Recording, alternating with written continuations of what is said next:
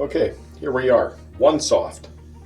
OneSoft just reported year-end 2020 earnings. And it wasn't a bad year for OneSoft.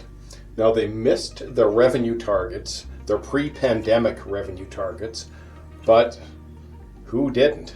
You know, especially a company like OneSoft is going to be harmed by the lockdowns. But what did they do? They achieved 50% revenue growth. Their target was a doubling of revenue, so they achieved half their target. I view that as not so bad in a pandemic. OneSoft is a very young company. Their product is complex. Their product requires many within the potential client organization to be involved. And when none of these people can get together, including OneSoft with the prospect company, it's tough to make the sale. You know, it's not like Amazon where I know what I want, I click a few buttons, and next thing I know, what I want is being delivered to me. This is different. There's a lot of people who have to be involved in the sales process with OneSoft to get sign off and sign the contract. That being said, they did close a few contracts. So, you know, all in all, not a bad pandemic year. Now, going forward, they have not given targets for 2021, and I don't blame them. We're still in lockdown. Here we are in April, and the first 3 months have been relatively locked down. So they're facing the same challenges as they did in the early stages of the pandemic. Now, that being said, all businesses are learning how to conduct business and to operate in pandemic times, in lockdown times. So they're working their way through it, and maybe these pandemic months aren't as bad as the first 5 or 6 months of pandemic. Anyway, so a few metrics. Not that metrics are really important at this stage, but the two important ones are revenue grew 50%, and cash on hand on December 31st was 7.2 million, and cash burn from operations in 2020, that's 2020, 3.6 million. And they also have revenue. So I don't see cash as being a problem. The company doesn't expect to have to go to financial markets to raise cash. Now, most importantly, the investment thesis remains intact. So what is the investment thesis? OneSoft's SIM product increases oil and gas companies' profit by reducing the cost to maintain pipeline integrity. Now, what is SIM? SIM is a born-in-the-cloud, compute power intensive, machine learning based software solution. Compute power intensive, it takes a lot of computational power to run SIM. That's why it's born in the cloud. You can't run SIM off in-house computers. It has to be in the cloud, run off of a supercomputer. In this case, it's Microsoft. Microsoft is running the algorithms on their hardware and delivering the results to the client. SIM has an ever-growing set of machine-learned algorithms that ingest, normalize, and evaluate pipeline integrity data. SIM uses all data from the very first data set from potentially decades ago to the latest data set. Half of the US pipelines are more than 46 years old. So you might have a data set from 50 years ago. Well, using legacy processes, those data sets are largely forgotten. The current processes are relatively manual, and if that's the case, you basically have to focus on only the recent data sets. Now, if you're really investigating a specific algorithm, you'll go back in time, but you sure won't go back to the very first data set. Now, SIM learns from data. That's the whole idea behind machine learning and artificial intelligence. The algorithms get smarter the more data ingested. Again, it's just like Google. Google has a search engine.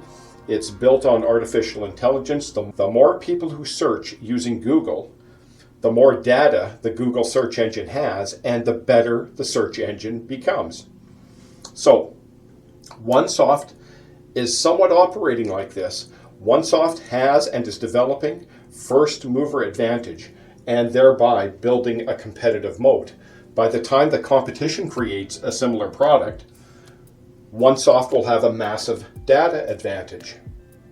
So what does a data advantage translate to? It translates to more and smarter algorithms. OneSoft doesn't know of any competitor at this point. They're going to come, but they're not here yet.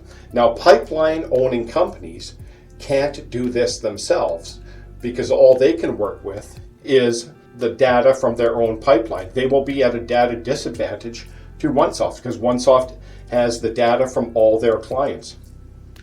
So, the investment thesis is SIM is simply better than current legacy processes. This translates into safer pipelines, maintained efficiently, and regulatory compliance departments love it because they can produce the reports necessary to give to the regulators very quickly and very easily. And right now, that's a very time-consuming process. Okay, so recent progress. Okay, SIM ingests data from non-piggable pipeline. Up until very recently, all they could ingest was data from piggable pipeline. I won't get into what a piggable pipeline is. So the result of that is the total addressable market increases as more non-piggable data types are ingestible. The non-piggable pipeline market is larger than the piggable pipeline market. And recently they launched a pay-as-you-go sales model, kind of like test, learn, and scale, and it breaks the buying decision of the prospect into smaller, more palatable buying decisions. It's a big ask to go to a pipeline company and say, rip out your legacy processes and install our software. Man, they really need to test drive that before they get to that step. So now pay-as-you-go allows them to test drive it for longer and get more comfortable with it and bring more of their data and operations onto SIM and away from the legacy products. And it's probably the better way to go than asking for a big rip out of legacy processes. So what do we want to see? We want to see continued progress into the non-piggable pipeline market. Currently, cathodic protection data can be ingested into SIM. There is other types of non-piggable data that can't yet be ingested into SIM. Continued progress with onboarding prospects. The near-term goal is they will update their software. So if a prospect wants to try SIM, they can load their own data into SIM just by dragging and dropping into SIM, and then they can test drive the whole SIM process. Right now, if a prospect wants to use or wants to try SIM, wants to trial SIM, they have to get OneSoft staff involved. The staff have to go to the client's location, they have to help them load the data, and they have to run them through a whole bunch of things. This is likely COVID inspired, but it is very beneficial because right now, because of the fact that OneSoft staff has to be involved, they can only have so many trials going on at any given time.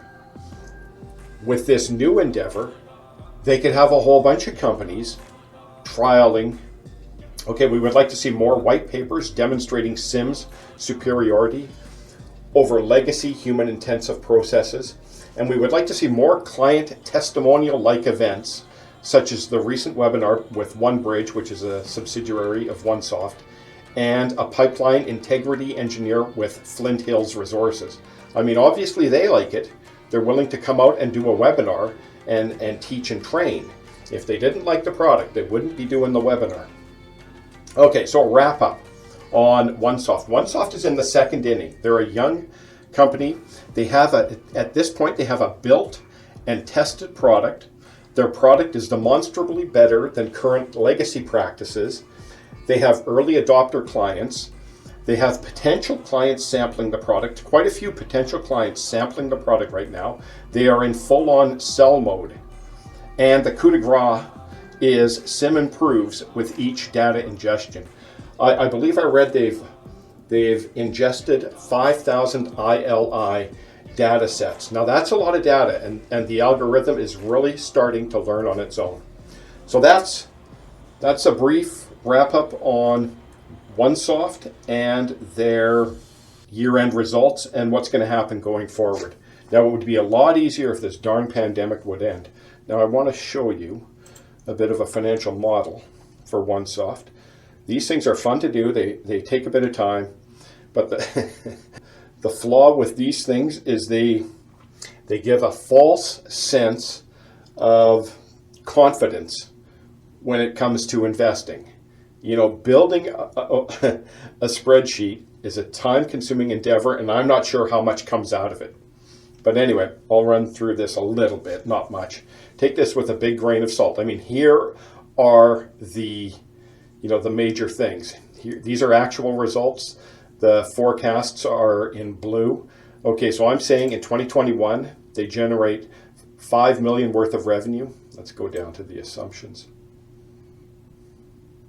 Assumptions, revenue grows by 159% and then doubles thereafter. I mean, it's just a big assumption. Who knows? We hope, I kind of hope this is on the conservative side. And if that's the case, we can assume, or we can expect somewhat, that here's what net income will look like. Here's roughly what cash flow will look like. There'll be cash flow positive in 2022 and net income positive in, where is it? In 2023 and beyond. So that's it. I wouldn't read too much into the forecast because these numbers are so variable, it's almost pointless to put things down on paper. Anyway, little update on OneSoft. I love the company. Man, I think their product is revolutionary, and I think they're going to dominate for a while. You know, once they get established, it's going to be hard to compete with OneSoft because they will have that all-important data advantage, which translates to smarter software. Okay, thanks for watching.